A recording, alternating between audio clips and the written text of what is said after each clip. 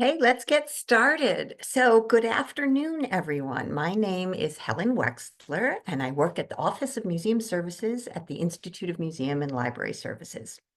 We're delighted that you could join us for this webinar about one of our national initiatives, Museums for Digital Learning.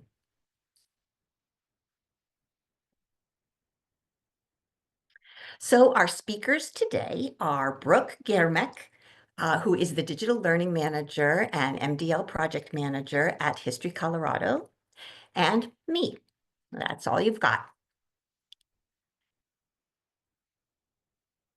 And I'm just going to start us off by providing a brief introduction, and then I'm going to turn it over to Brooke to talk about the function and use of the platform, and hopefully entice you to dip your toe in.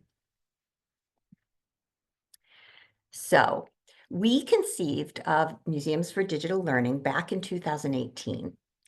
IMLS had been funding digitization projects as well as online educational resources for individual museums for a long time.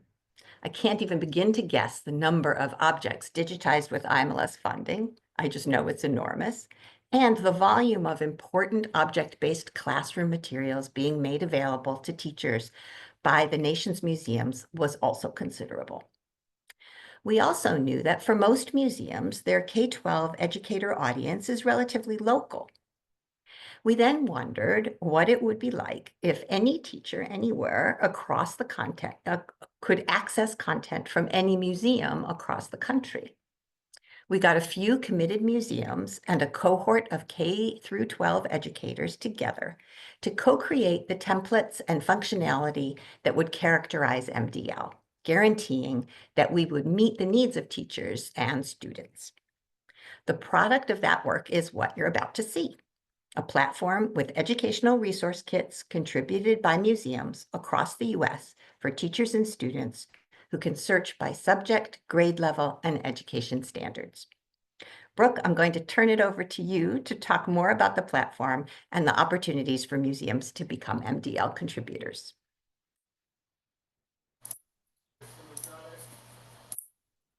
Museums for Digital Learning, which I will refer to as MDL throughout the rest of the presentation, is a platform made for museums who have existing digitized collection items ranging from artworks to primary historical resources, biological or geological specimens, and other unique objects from your museum's collection.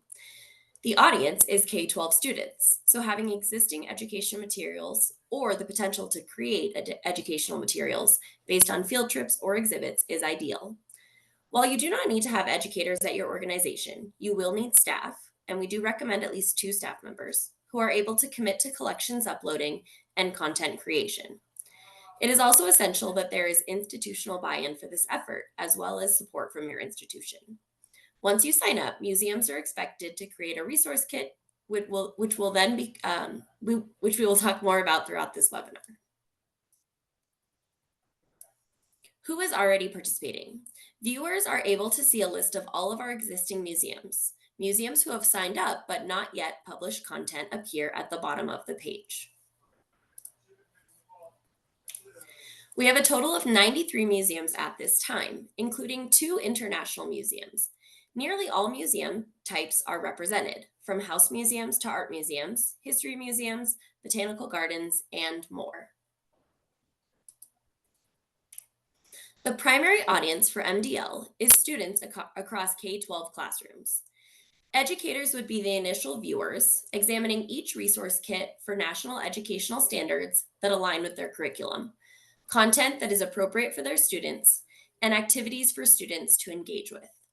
Links for resource kits can then be shared directly with student users via a link or through Google Classroom. The steps for joining MDL can be done online using the links provided. First, you can visit museumsfordigitallearning.org and fill out a form to become a participating organization. Then you can sign up for an information session where you will get additional information about the back end of the platform. There are additional resources available that can be explored once you create an account.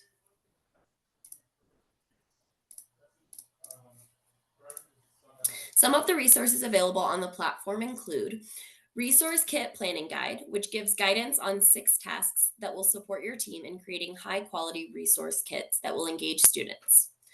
There is a planning guide template that you can fill in as you work through the 6 tasks. Videos and additional resources help you to identify the difference between media, which is uploaded content, and objects, uploaded content with metadata from your collection records.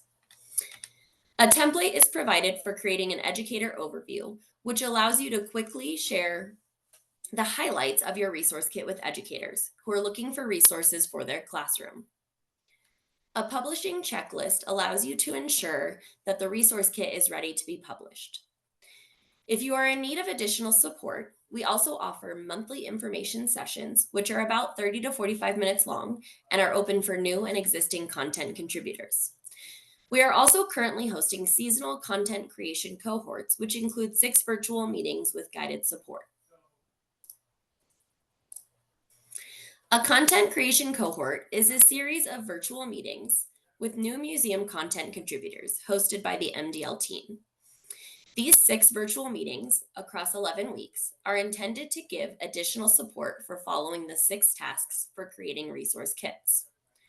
2 staff members from your organization must participate, and you receive a $1,500 stipend. This allows your team to develop the skills needed to create resource kits independently in the future. Once you join MDL, you are able to sign up to join the upcoming cohorts, and there is a limit to 10 museums per cohort. The first 3 tasks of the content creation cohort support planning. The exhibit exercise allows your team to explore all the resources already available for your topic, identify which educational subjects are covered and who your audience will be, and finally choose national standards and write guiding questions that will be used as the foundation for your resource kit. The last 3 tasks in the content creation cohort focus on the creation of your resource kit, starting with creating content and student engagement activities, uploading media and objects, and considering other components like audience before publishing your work. To get a better understanding of what a resource kit includes, we are going to examine a resource kit created by the History Colorado team.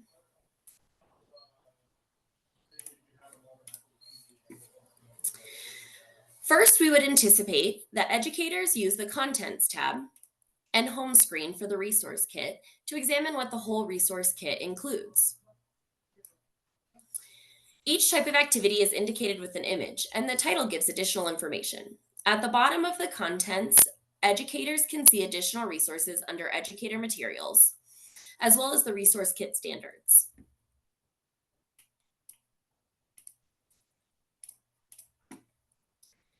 Each resource kit must have an educator overview. This templated document allows museums to quickly share the key components of the resource kit, like guiding questions and an overview of the activities, which helps educators quickly determine if the resource is right for their classroom.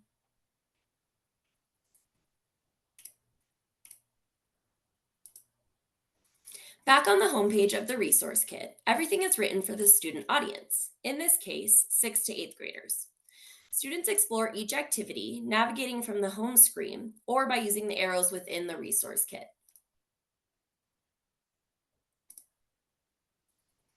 As students work through the resource kit, the related guiding question appears at the top of the screen.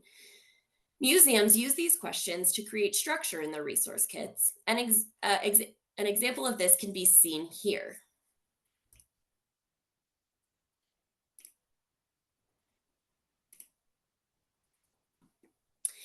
In this annotation activity, students are asked to think a little more deeply about minor adaptations to overcome the challenges of Colorado's geography. The students have been presented with all of the information needed to understand how minors adapted and are now asked to think about which adaptation they think is the most important. This annotation activity also allows students to download their work to turn into their teachers.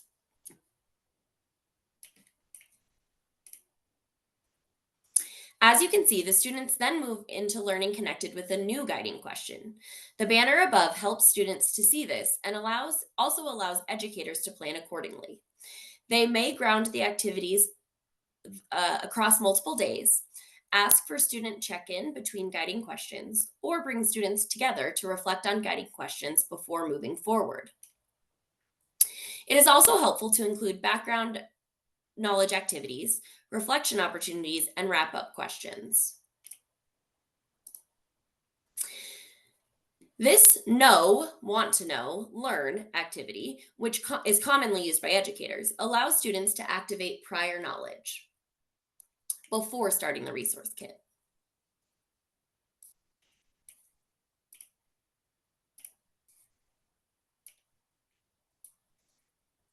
The apples to oranges game here gives students an opportunity to sort the images to think about the positive and negative aspects of the topic.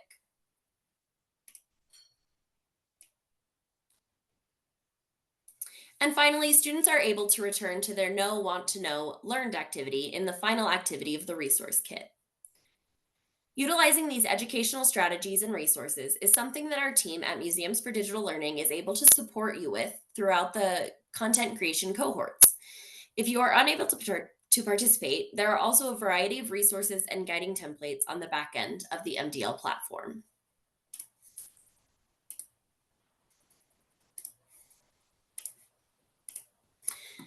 There are significant benefits for both museums and K-12 users. Your reach will Your reach will increase as schools across the nation will be able to access your resources. You will be increasing the accessibility of your digital collections as well as creating valuable educational content, and it's all free. Students and educators get access to unique museum collections that support national standards. They are able to engage in a variety of resources digitally, and our hope is that by recruiting a wide range of museums, we will be able to bring more underrepresented stories to the classroom, closing a resource gap that teachers struggle with. Here are some quotes from museum professionals who have been using the MDL platform. And here are some quotes from some educators who have been using the MDL platform. Good luck. I hope we see lots of cool resource kits coming from all of you. And take care. Thanks for joining. Thank you.